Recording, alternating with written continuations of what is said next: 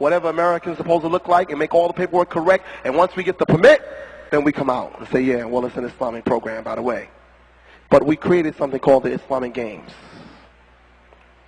This program is designed to create an environment, a yearly event of young people of all nationalities, of all colors, of all religions, to come together on a sports activity, but having a primary concern and focus to organize young people that they may develop an understanding of life and its purpose.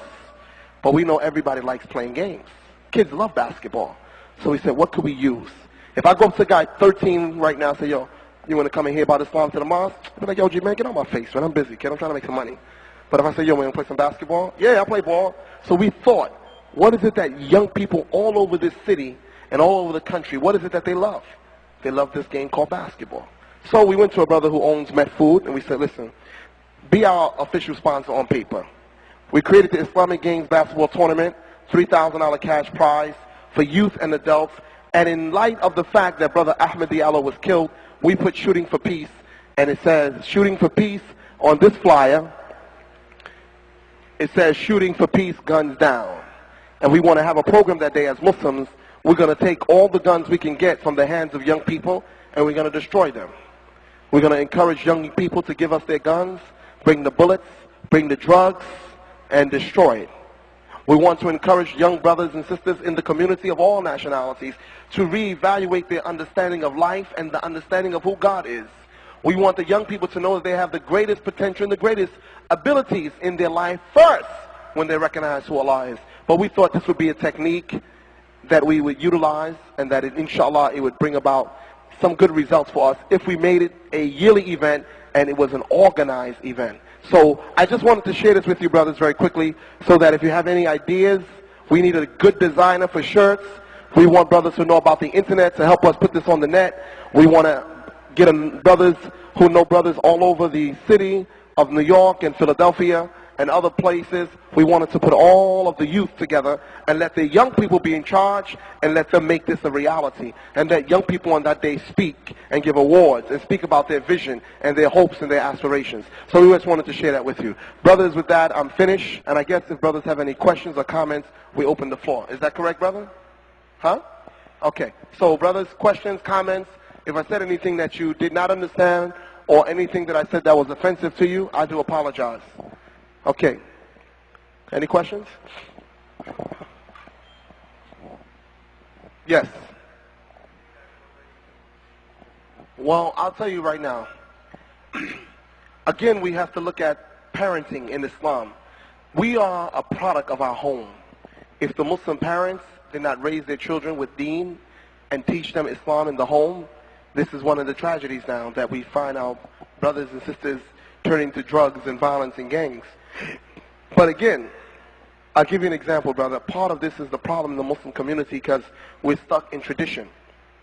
A young boy who's born in America is not going to go to any mosque and listen to anybody give him a speech in a language he does not comprehend. There's no need for him to sit there.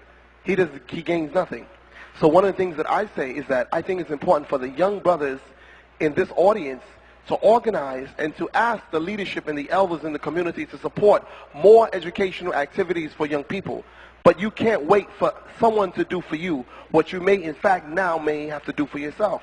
So you young brothers have to develop programs, educational programs, that are spiritually based, that would allow you to understand and appreciate the religion of Islam. Okay, the imam didn't teach you, mashallah.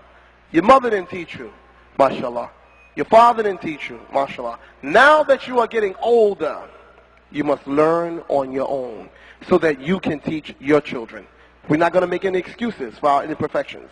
Mother didn't do it, father didn't do it, uncle didn't do it, no problem. The mosque didn't do it. You now begin to organize yourselves and educate yourselves about what Allah asked of you and begin to try to practice your deen. And if we know there are brothers who are in gangs or have girlfriends and things like that and like to come around the masjid and fight other brothers, we take their names and we step to them. And I'll help you. Because ain't no brother that tough. I don't care how tough they are. I don't care what gang they belong to. I pay them a visit just before Fajr. It ain't no problem. That's not a problem. And we visit out of love, not out of fear.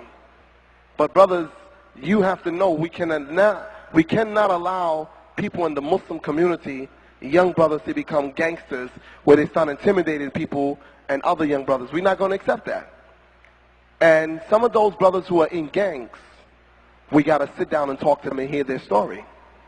Because a lot of times young people join gangs because they're looking for love, friendship, and family.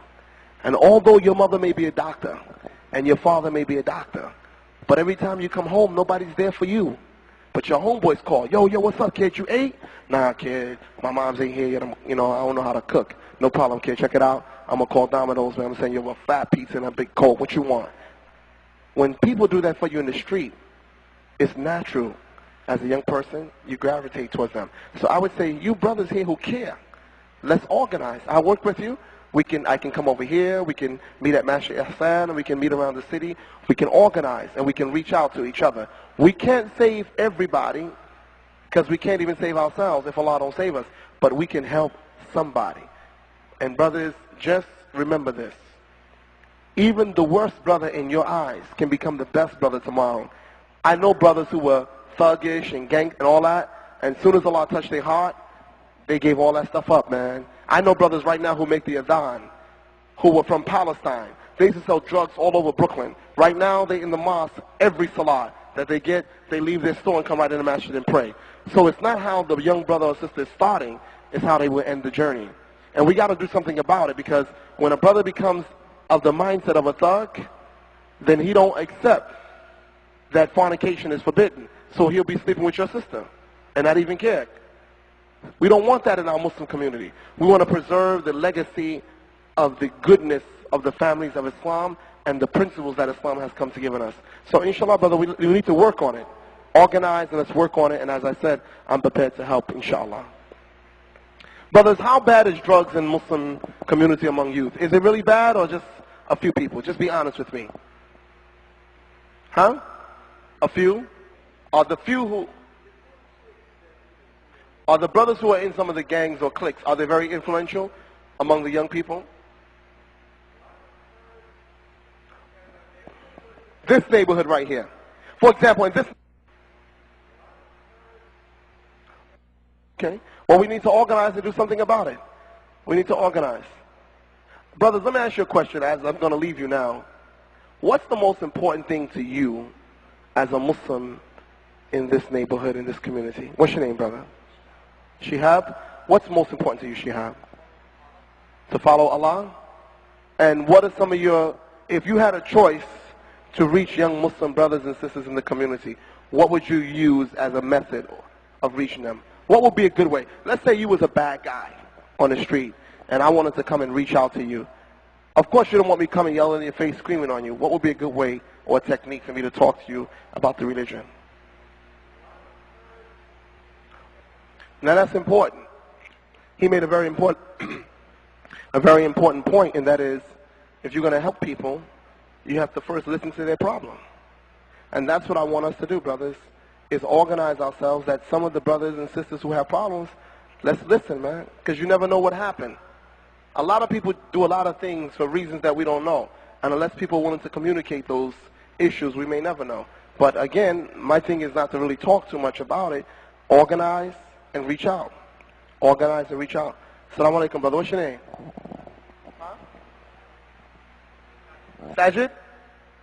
Brother Sajid, on a scale of 1 to 10, how many Muslim youth do you think make salat? Huh? 6? Woo, that's a good number. Out of 1 to 10, 6%? 60%? Out of 10. 4 out of 10? That's pretty good. I never see them on Jumu'ah though. I don't see no young brothers on Jumu'ah. 5? Alhamdulillah. Brothers, most of your friends, do they make salat? Honestly. Most of your friends, they pray 5 times a day? Most of your friends have girlfriends? I see head shaking. Head... No, honestly, brothers. How many brothers in here don't have no girlfriend? Somebody's crossing their toes. How many brothers in here have at least, and be honest, because it's just straight up talk, at least you've seen a Muslim girl in the community or a non-Muslim girl that touched your heart. And if you could get married to her in the future, you would marry. How many brothers have had that experience? Be honest, man. That you've seen somebody say, wow, if I can only marry her. Alhamdulillah, I like that. Brothers are honest, man. That's good. That's good. That's real good. Brothers, you have any question for me? Is anything, any questions? Okay. Well, with that, I would say to you, Assalamu alaikum, and thank you for allowing me to be here.